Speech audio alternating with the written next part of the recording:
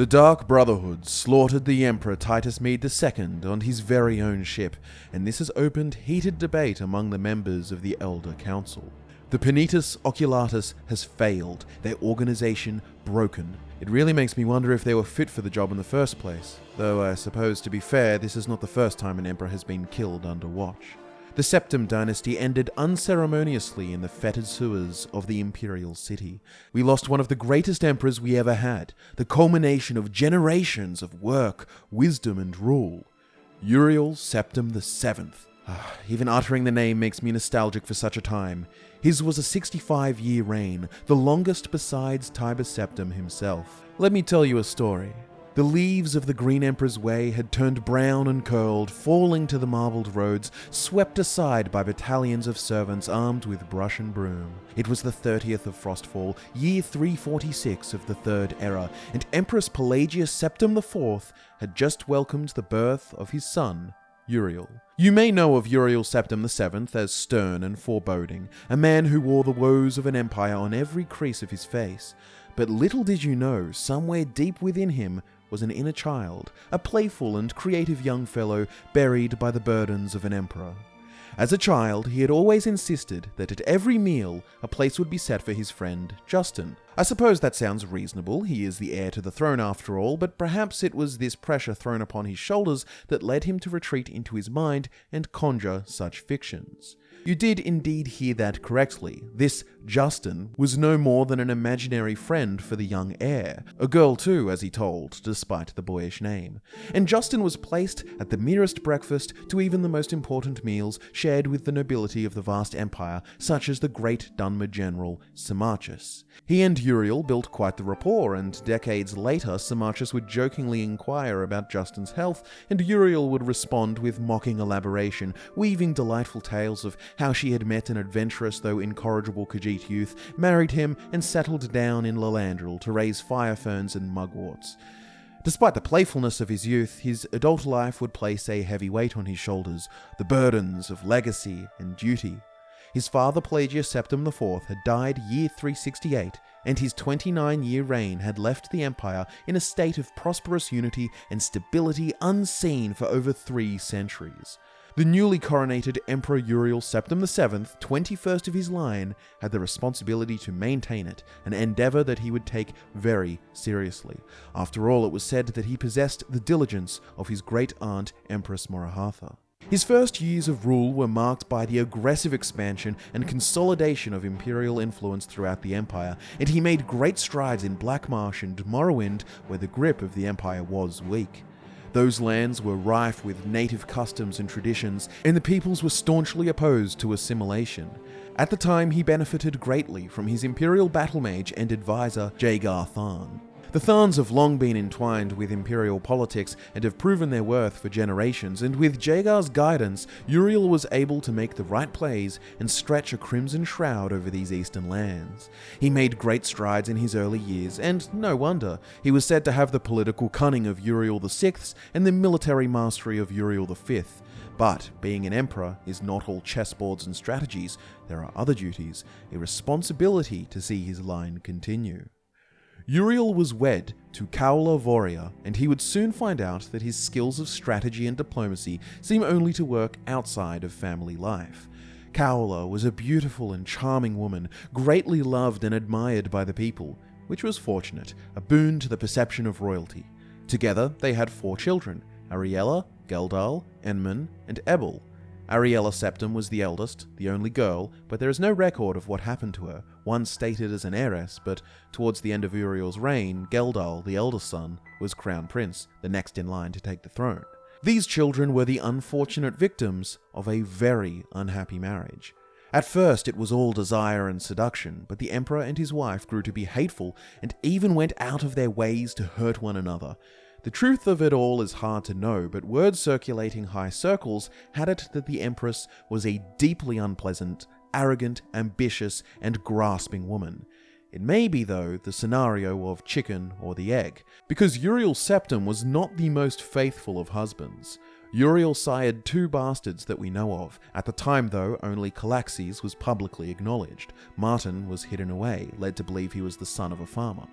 These products of a straying man are something that I am sure drove a wedge into the growing divide of husband and wife. Calaxes, his public bastard, as a grown man, had become intertwined with the temple and eventually was given the title Archbishop of the One, an incredibly important role within the imperial cult, and this gave him great influence within the religious communities of the Nine Divines that were spread to every corner of Tamriel at the time. Calaxes used his position to claim that the gods were angered with the governments of Tamriel, particularly the Emperor. Some even say he advocated for full-blown rebellion.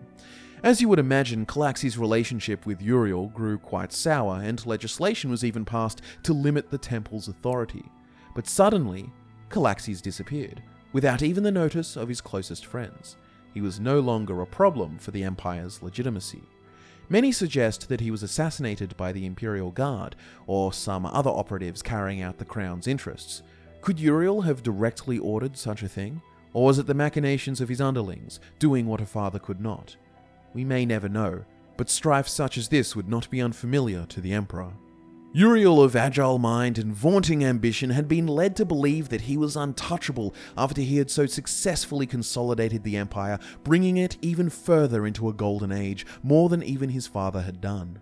His face was the colour of pride, and little did he know that the closest to him had the most devious intentions.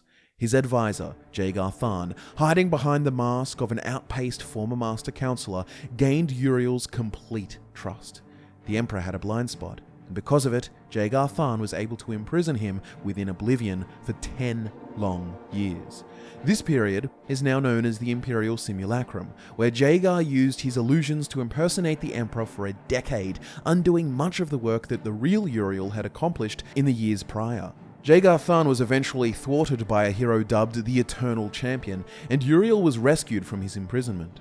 The truth was out, all was restored in name, but Daedric paranoia was rife, and the Empire bore scars it had not seen in a long time thanks to the declining imperial authority of Jagar's false rule, and the many border wars fought between the provinces in this time.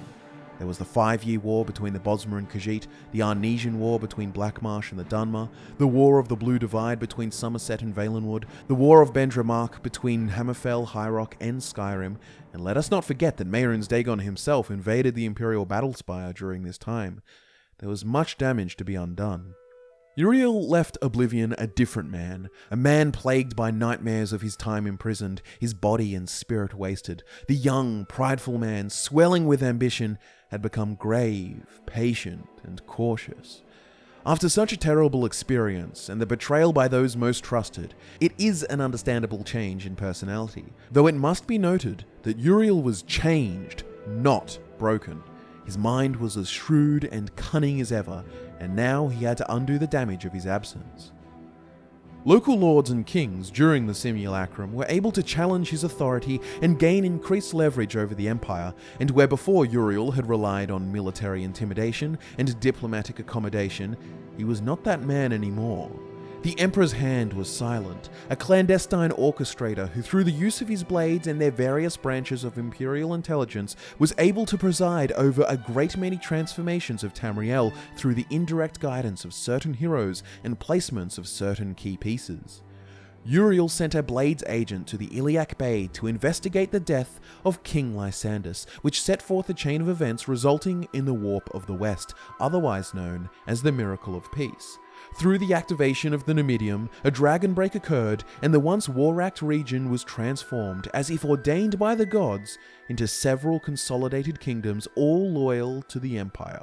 It's called a miracle for a reason. Even today, scholars try to make sense of the events that took place here, but little do the marvels actually matter. The fact is that through the Blades agent sent by Uriel Septim, the Iliac Bay was transformed into a region of previously unknown peace.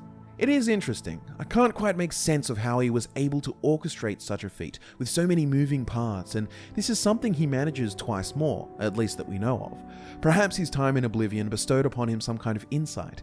It's hard to say, and all speculation, but as a humble historian looking back upon the records, I just cannot make sense of it.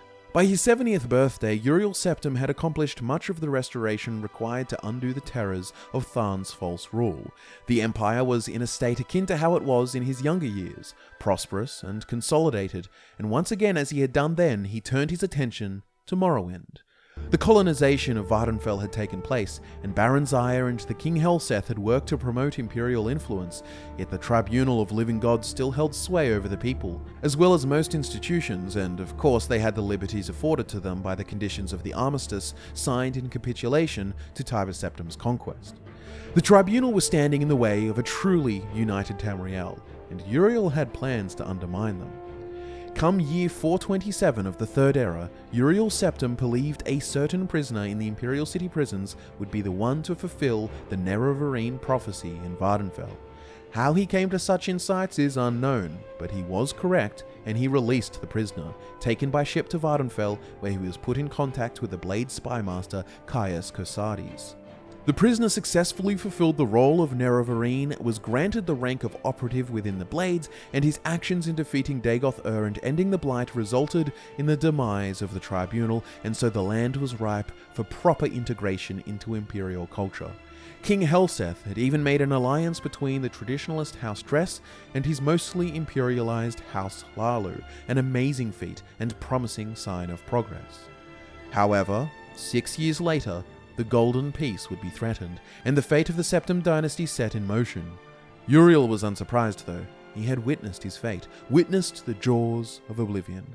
At 87 years old, Uriel Septim was delivered the news that his 3 sons, Crown Prince Geldal at 56, Prince Enman at 55, and Prince Ebel at 53, were killed in coordinated assassinations, and he was to be next. His protectors, the Blades, attempted to lead him through a secret entrance that happened to be in the prison cell of who would later be known as the hero of Kvatch and champion of Cyrodiil. Uriel was baffled by the prisoner and knew that his fate had come, because the prisoner was the one from his dreams.